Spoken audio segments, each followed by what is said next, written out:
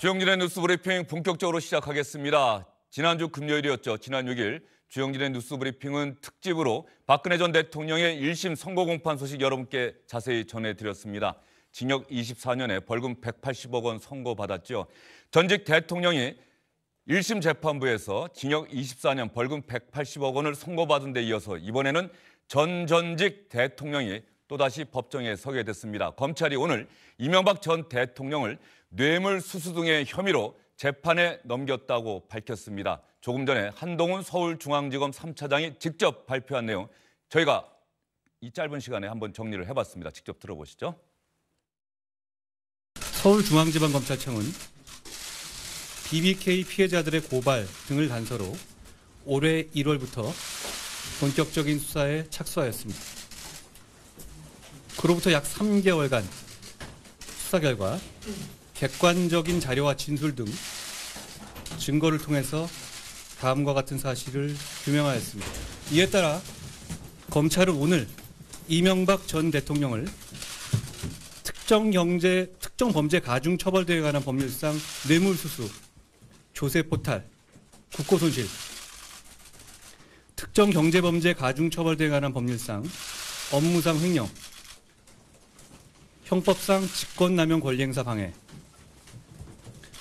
정치자금법 위반, 대통령 기록물 관리에 관한 법률 위반 등으로 구속 기소하였습니다.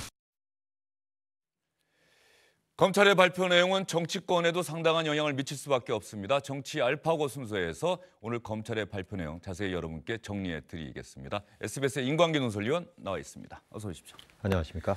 한동훈 3차장 검사의 발표 내용 간단하게 정리하면은 한 너댓 가지 정도 요약할 수 있겠죠? 그렇습니다. 다스는 누구 겁니까가 계속해서 이명박 전 대통령을 따라다니는 꼬리표였단 말이에요. 그거에 대한 답을 제일 먼저 내놨습니다. 다스는 이명박 전 대통령 소유인 것이 수사 결과 밝혀졌다 하는 것이 첫 번째고요. 거기에 따라서 모든 게 이어진다고 봐도 되겠습니다. 두 번째로 여기에서 그래서 다스 비자금을 각종 허위 급여라든가 법인카드 통해서 비자금이라든가 이렇게 해서 349억 원을 횡령을 했고 여기에 따라서 법인세가 31억 원이 포탈이 됐다. 그리고 또 BBK에 투자됐다가 받지를 못할 뻔했던 돈을 받기 위해서 미국 재산에 대해서 회수를 하기 위해서 청와대 직원 같은 국가 공무원들을 동원해서 투자금을 회수하는 데 동원이 됐다. 그리고 상속에도 마찬가지고요. 여기에 따라서 미국 측의 법률 대리인의 소송비 585만 달러, 즉 68억 원을 삼성전자로부터 대신 납부해 해서 이것 역시 뇌물이다. 여기까지가 모두 다스 관련입니다. 그 밖에 국정원으로부터 특수활동비 7억 원을 상납을 받았고 공직임명 대가 뇌물 수수로 36억 원을 받았다는 거고요.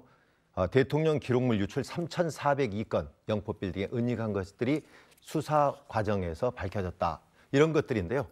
대충 이런 것들로 해서 뇌물, 횡령 이렇게 해서 14개 혐의 정도인 것으로 정확하게 14개라고 말은 하지는 않았지만 예. 종합해보면 14개 혐의로 기소가 된다. 이렇게 밝혔습니다. 기본적으로 저희가 뇌물 혐의 관련해서 이 언론에서 보도를 할 때 가령 뇌물 혐의다라고 해도 뇌물이 뭐 A기업에서 받았고 B에서 받았고 C에서 받았으면 이걸 언론에서 보통 하나 이렇게 얘기하다 보니까 혐의가 좀 늘어나는 경우가 있죠. 그렇습니다. 예. 정확하게 이렇게 무자르듯이 딱 나타나는 것이 아니고 한 건에 대해서도 여러 가지 혐의가 얽혀 있는 경우도 있고요. 기본적으로 다스의 실소유주가 이명박 전 대통령이라고 하는 이 사실에서 상당히 많은 부분이 범죄 혐의로 드러났다. 이게 검찰의 발표다. 이렇게 봐도 되겠죠? 그렇습니다. 이명박 전 대통령은 공적인 비리와 사적인 비리로 나눈다고 한다면은 다스는 누구 거냐에 따른 실소유주가 이명박 전 대통령이다. 거기에 따라서 사적인 비리들이 쭉 이어진다고 봐도 될 것 같습니다. 예.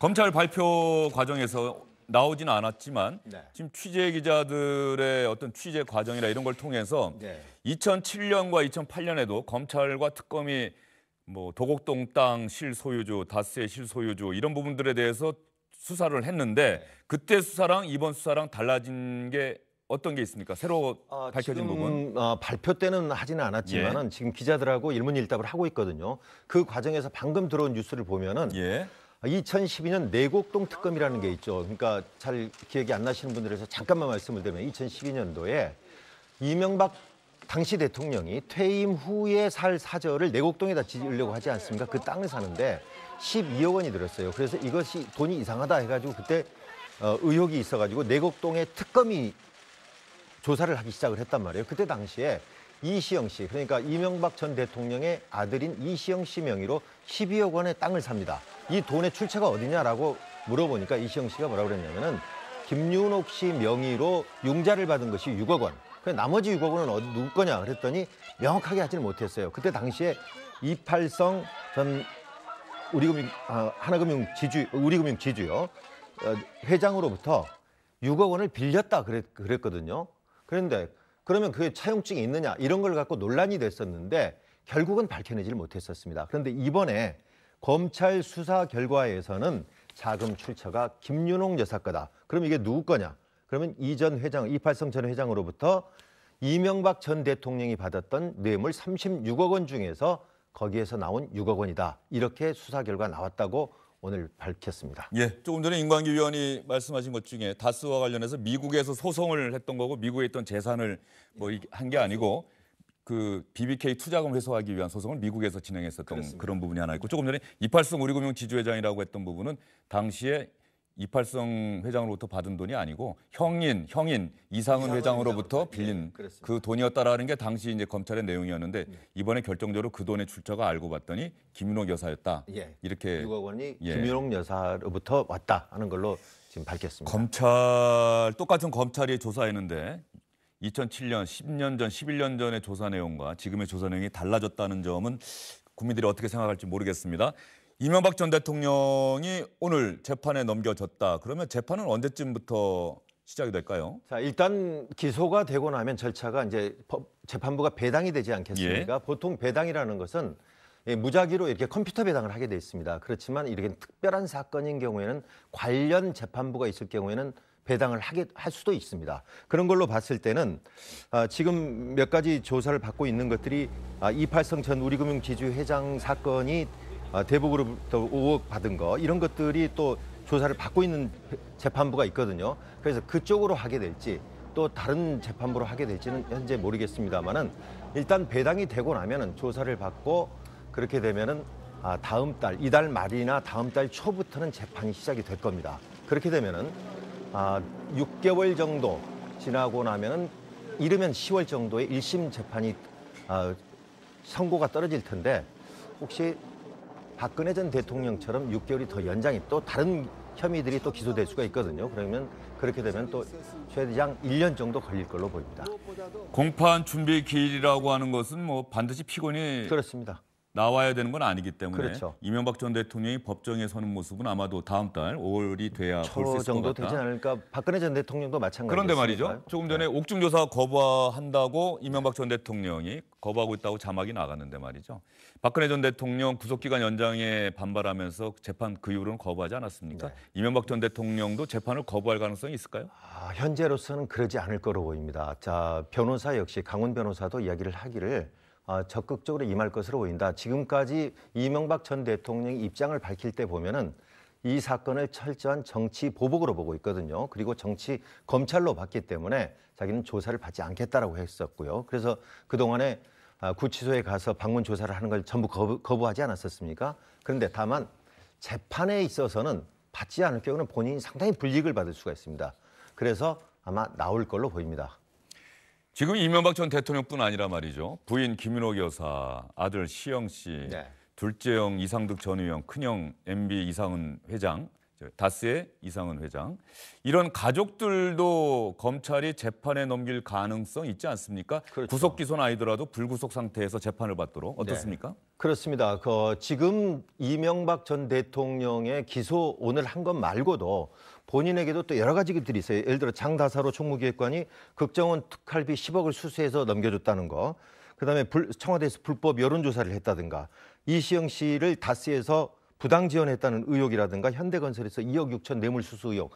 이런 의혹들이 또 본인에게도 많을 뿐만 아니라 지금 말씀하신 가족들, 친인척들 이런 것들이 있기 때문에 이거에 대해서도 또 계속 수사가 들어간다고 한다면 가족들 역시 기소가 될 가능성이 굉장히 높다고 봐야 됩니다. 예, 가족들까지 재판에 넘겨진다. 이명박 전 대통령, 대한민국의 전직 대통령뿐 아니라 그 일가까지 법정에서 유무죄를 다투는 상황을 국민들이 지켜봐야 되는 상황. 정말 어떨까요? 어떤 많은 분들이 정말 답답하고 화도 나시고 그럴 것 같습니다. 정치권 반응 나왔는지 궁금합니다. 정치권은 과연 어떤 반응 보였을까요? 현재 이명박 전 대통령이 수사에 임하는 행태는 정치보복을 방패로 삼아 재판을 보이콧한 박근혜 전 대통령과 똑같습니다. 국민은 동의할 수 없는 정치보복 주장을 반복하는 것보다는 수사와 재판에 성실히 임하는 자세를 이명박 전 대통령에게 요구하고 있다는 것을 다시 한번 강조합니다. 국가로서는 굉장히 불행한 날이고 국민 입장에서는 좀 부끄럽기도 하면서 참담한 날이라고 생각이 됩니다. 두 전직 대통령을 만들어냈던 사람 정당으로서 당연히 이런 상황에 대해서는 책임을 느껴야 할 텐데 국민과 정면 대결을 하려고 하는 자세는 도저히 용납을 할 수가 없다 이런 말씀을 드립니다. 자유한국당은 별도의 논평이 안 나왔습니까? 지금 홍준표 대표 SNS 글만 보이네요. 네, SNS를 통해서 홍준표 대표 글을 자주 올립니다마는 오늘 MB가 기소된다. 그런데 이거에 대해서 경선 때 10년 전에 MB와 박근혜 전 대통령이 둘이서 경선 때 앙금을 극복하지 못하고 둘이 싸우다가 보니까 결국은 공동의 정적에게 똑같이 당한 거다. 적은 밖에 있는데 아군끼리 총질을 하고 싸우다가 똑같이 당한 것이다. 그래서 내부 분열 있어서는 안 된다. 이런 내용으로 올렸습니다. 네, 장제원 수석 대변인이나 대변인 명의의 논평은 아직 나오진 않은 것 같은데 네. 지금 홍준표 대표가 올린 글 보니까 2007년 당시 한나라당 경선 때가 생각이 납니다. 결과적으로 이명박, 박근혜 당시 한나라당 대선 후보 경선에 나섰던 두 후보가 상대를 향해서 주장했던 내용들이 그대로 부메랑이 돼서 11년이 지난 지금 두 전직 대통령이 나란히 법정에 서게 됐다. 이거 어떻게 봐야 될까요? 그러니까요. 홍준표 대표가 오늘 올린 글들을 보면은 우리끼리 이렇게 싸우다가 결국은 정적에게 당하는 거 아니냐 하는 건데 제가 보기에는 홍준표 대표가 이 글을 올린 것은 이거에 대한 안타까움도 있겠지만은 저는 뒤에가 방점이 있다고 봐요. 뭐냐면은 아군들끼리 좀 싸우지 말자. 지금 당의 사정이 지방선거 앞두고 공천 같은 거 놓고 지금 당내 지금 분란이 굉장히 많지 않습니까? 그래서 이런 것들을 하지 말고 우리 결집하자. 그래서 혹시 이번 기회 저기 아까 글에는 안 나왔습니다만은 이번 공천에서 공천 받지 못한 사람들은 다음 기회를 좀 보자. 그래서 우리끼리 좀 단결하자 하는 이런 쪽에 대해서 더 방점을 둔 글이 아닌가 저는 싶습니다. 예, 제가 기억나는 장면은 박근혜 당시 후보가 마지막 경선 그 연설장에서 다스 실소유주가 누구 것이고 이런 것들을 다 온 국민이 다 안다라고 했을 때 이명박 전 후보, 이명박 전 대통령 그때 이거 다 새빨간 거짓말입니다라고 했던 이 이야기들, 그때 서로가 서로를 향해서 했던 이야기들 보면 저희가 언론이 사실 선거 과정에서 흑색선전이나 일방적인 주장 일방적으로 그대로 이용해서 기사를 쓰면 안 된다라고 하는 부분인데 어떻습니까? 결과적으로 선거 과정에서 상대방에 대한 어떤 선전을 하고 비난을 하고 또 이런 흑색선전이라고는 하지만은 이런 부분들 결과적으로 보면은 나중에 또 이렇게 검찰 수사에서는 사실로 드러났다. 이거 어떻게 봐야 될까요? 그러니까 그게 저희 언론으로서도 굉장히 참 딜레마입니다.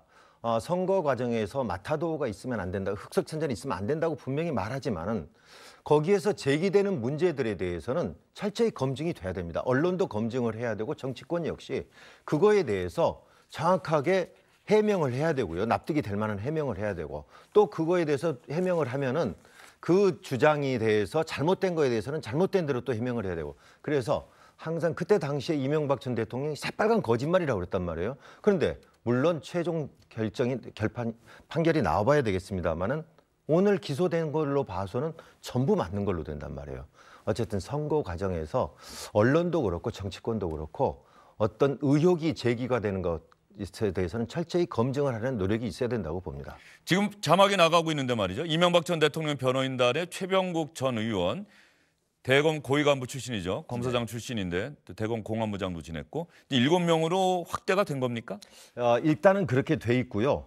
더 될 수도 있습니다. 대리인이 추가될 가능성도 또 있거든요. 근데 현재로서는 최병국 전 새누리당 의원, 그러니까 3선 국회의원에다가 법사위원장까지 맡은 상당히 거물이고 예. 또 실제로 현장에서 뛸 수 있는 40대, 그러니까 오덕현 변호사라든가 홍경표 변호사가 48기, 연수원 27기, 37기 그러는데 예. 이 젊은 변호사들이 상당히 실질적인 변론 준비에 있어서는 상당히 많이 뛸 걸로 보이고요. 예. 그래서 현재로서는 7명이고 더 많은 사람들이 변호인단에 가담을 할 걸로 보입니다. 예. 이명박 전 대통령, 박근혜 전 대통령이 뇌물수수 그 액수가 상당하기 때문에 뭐 200억 원이 넘어간다는 그 재판부의 판단에 따라서 징역 24년 선고받았는데 만약에 이게 재판에서 유죄가 인정된다고 한다면 이명박 전 대통령도 그 중형이 불가피하지 않겠느냐 이렇게 생각해 볼 수 있을까요? 그럴 것 같습니다. 현재로서 저희가 뭐 법에 문의한 제 입장에서 판결이 뭐 얼마나 선고가 될 것이다라는 것을 예단하기는 어렵습니다만은 이 혐의 내용으로 보면은 박근혜 전 대통령과 상당히 이런 액수라든가 이런 것들은 비슷하기 때문에 예.